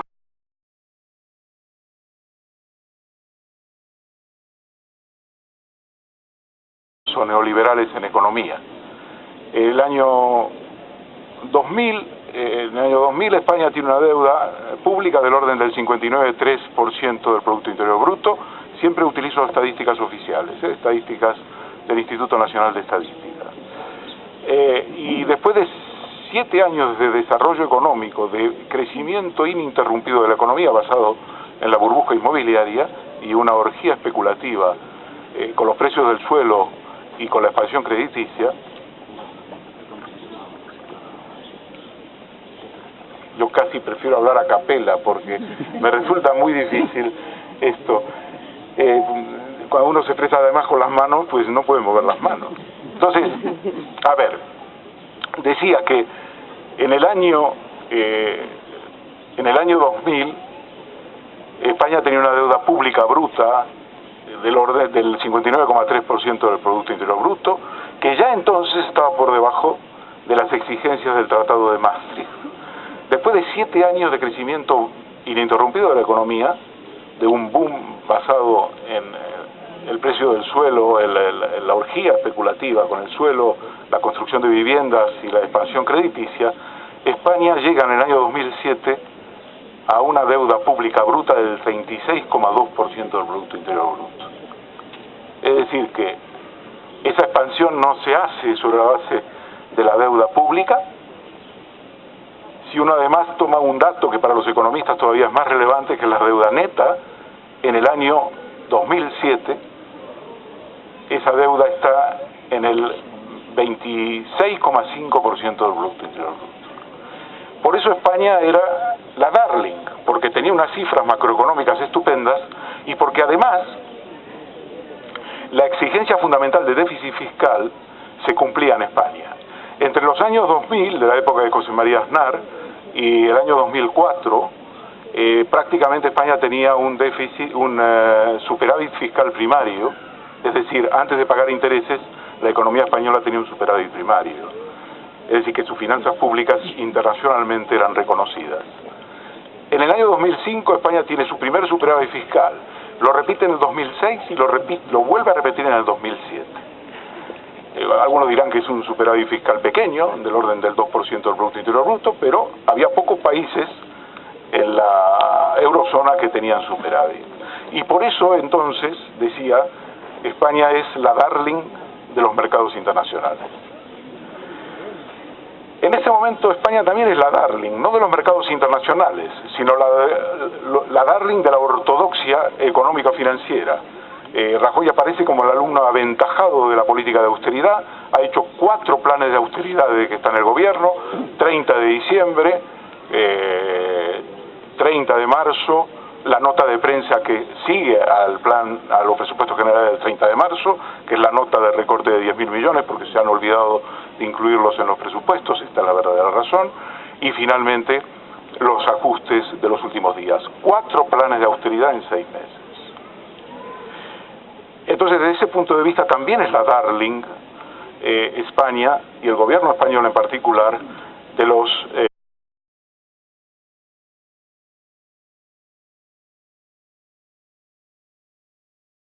y por todos los debates que mantenemos en las plazas, pues hemos vivido un proceso de construcción europea que ha seguido los pasos marcados por las economías dominantes. Vemos como son los grandes intereses bancarios y empresariales centroeuropeos los que han marcado la tónica y los que han marcado la línea a seguir, que cristaliza en todos los tratados, en todas las instituciones que rigen a nivel europeo. Y vemos cómo todo esto está llevando a una situación en la cual unos y otros países siguen al final caminos diferentes, ¿no? Si bien en todos los tratados europeos se habla de cohesión territorial, igualdad y demás, al final las leyes concretas, tanto los marcos legislativos concretos como todas las acciones, proyectos europeos, vemos que tienen otros efectos diferentes. favorece a unas economías y se está perjudicando a otras, y como hoy nos va a comentar aquí Ernesto, cómo se construye una moneda única que no para todos es igual. Entonces, bueno, como sabéis, primero realizaremos la ponencia, unos 40 minutos, 3/4 de hora, y después pasaremos a preguntas y debate. Os dejo con Ernesto. Bueno, a ver si me escucháis bien. ¿Me escucháis bien? Sí.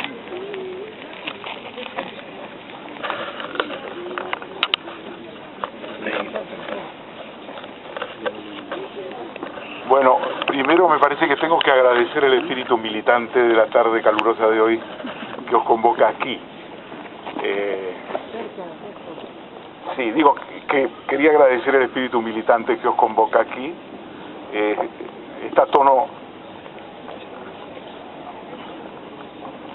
tono con las circunstancias críticas que vive en este momento España. Y yo quería hablaros de lo que yo llamo, digamos, España y las políticas de desintegración del euro. Y quería empezar por una cosa que habitualmente no se dice, pero que a mí me parece relevante, y que es la siguiente. Siempre cuando un país se convierte en una querida de los mercados internacionales, en inglés sería darling, que es una palabra muy expresiva, siempre pasa algo. Y diréis por qué me refiero a esto en relación a España. Porque España fue la darling de los mercados internacionales entre el año 2000 y 2007 cuanto menos. La invasión de capitales extranjeros en España fue descomunal.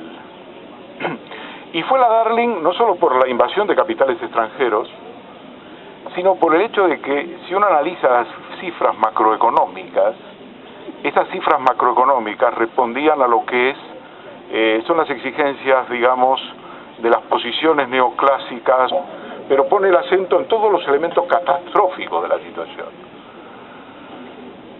Las nuevas previsiones macroeconómicas del gobierno indican que la recesión continuará el año próximo y que seguirá la destrucción de empleo.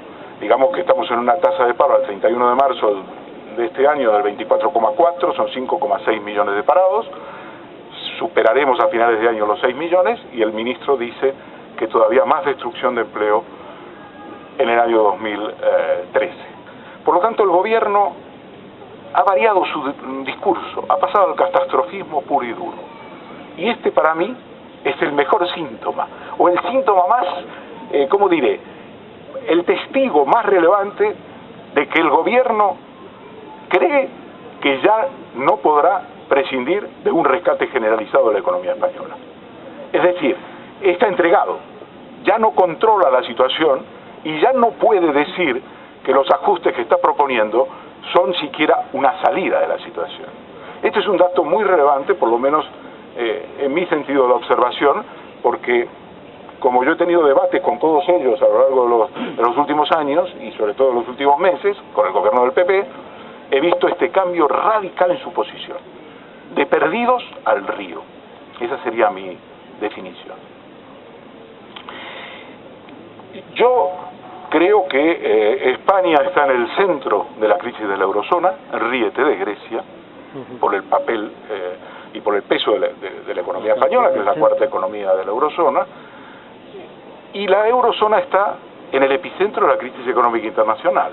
Ergo, por carácter transitivo, España está en el epicentro de la crisis económica internacional. Y la preocupación en la Reserva Federal, desde luego, no es Grecia, y si Grecia sale o no sale del euro, sino España. España se ha colocado en el centro de la crisis económica internacional.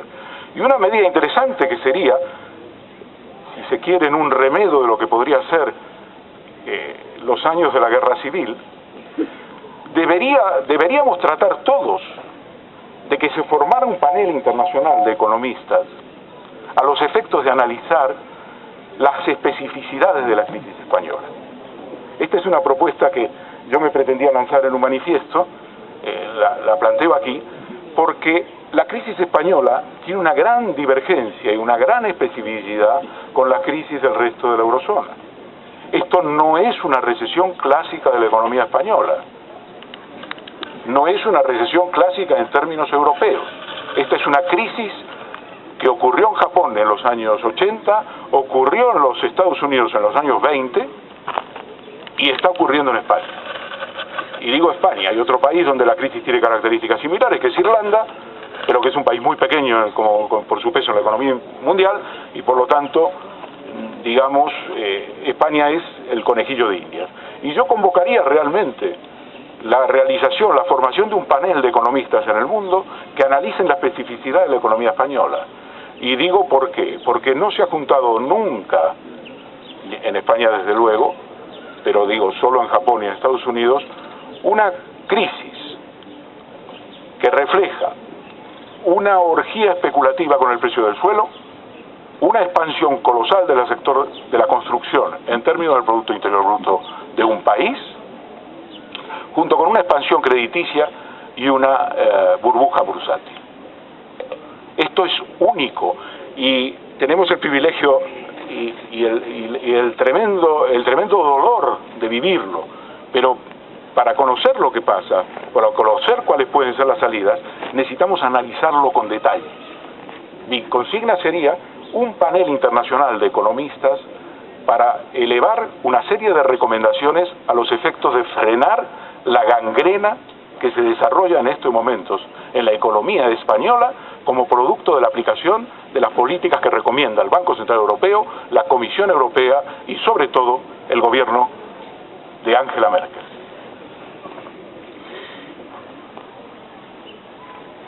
Como la crisis española hay que analizarla en un contexto europeo, en los últimos días han aparecido ya bastantes elementos para saber cómo está la situación en Europa, por si faltaban. Hace 2 días, después de la subida, de la bajada de tipos de interés del Banco Central Europeo, por primera vez por debajo del 1%, Christian Noyer, el gobernador del Banco de Francia y miembro del Consejo de Gobierno del Banco Central Europeo, cuando se le pregunta por qué realmente las medidas que toma el Banco Central Europeo de baja de sus tipos centrales de interés de corto plazo no se transmiten a los países, da la siguiente explicación. La política de transmisión de las decisiones monetarias del Banco Central Europeo están rotas. Las políticas de tipo de interés no se reflejan en los países más que por referencia al peso específico y a la situación de riesgo que cada uno de estos países tiene. Ergo, es fundamental esta afirmación porque es como un reconocimiento de que un aspecto central de la política del Banco Central Europeo, que es la fijación de los tipos de interés, que es prácticamente el único de sus cometidos, ya no se transmite.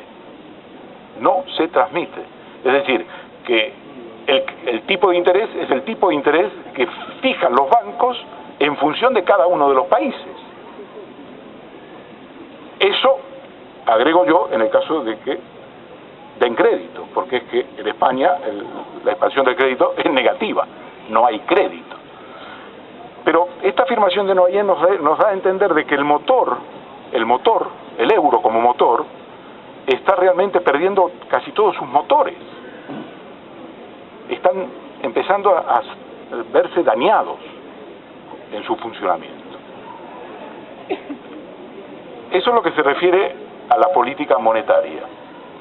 En lo que se refiere a la intervención en los mercados secundarios o primarios de capitales, como sabéis, el Banco Central Europeo tenía un programa de intervención que se empezó a aplicar en agosto del año pasado en España, después de asumir el gobierno de Zapatero por carta una serie de obligaciones a cumplir, y ese programa pues logró, sobre la base de la compra de bonos en los mercados secundarios, logró estabilizar a la baja el precio de los bonos públicos españoles.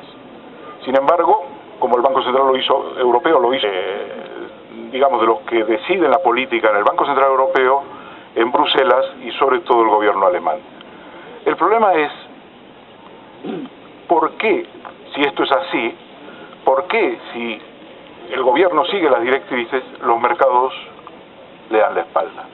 Y le dan la espalda en lo que ya es un veredicto, yo diría, es una sentencia firme. No es solamente una sentencia de instancia, sino es una sentencia firme.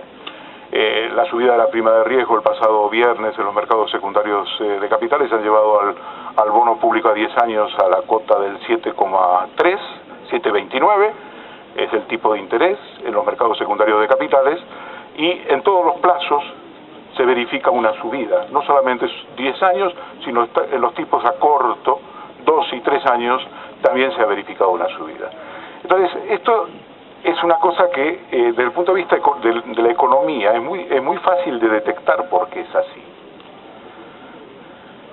Y es así porque si uno ve la balanza de pagos de la economía española, que la tenemos hasta el mes de abril, la balanza que da el Banco de España, lo que hay desde julio del año pasado hasta el 30 de abril de este año es una salida neta de capitales de 250.000 millones de euros.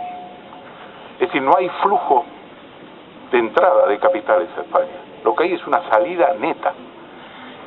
Y eso es lo que refleja la prima de riesgo. Lo que refleja es que no hay inversores en bonos públicos españoles.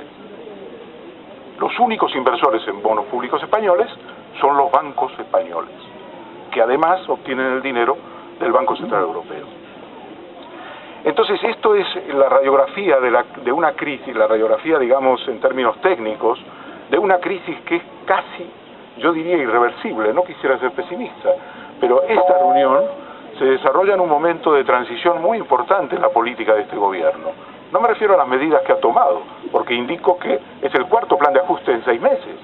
La transición consiste en lo siguiente, que el discurso ahora del gobierno, en las últimas 72 horas, ha cambiado radicalmente. Cuando yo debatía en los programas de televisión con algunos miembros del gobierno,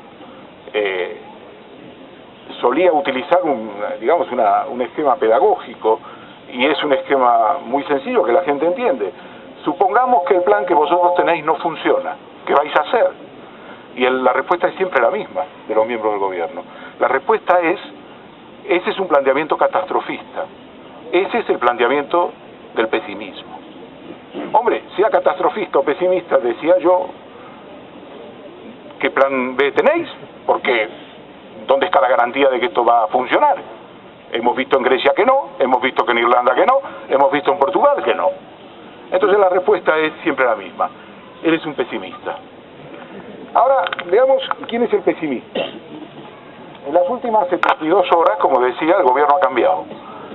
El ministro de Hacienda, señor Montoro, que se supone que debe dar tranquilidad a los mercados, ha dicho que prácticamente la tesorería no tiene capacidad para pagar las nóminas. Ha dicho que la recesión que viene, que esta es la segunda recesión más grave, no llegó a saber a cuál se refería, pero en cualquier caso es lo mismo.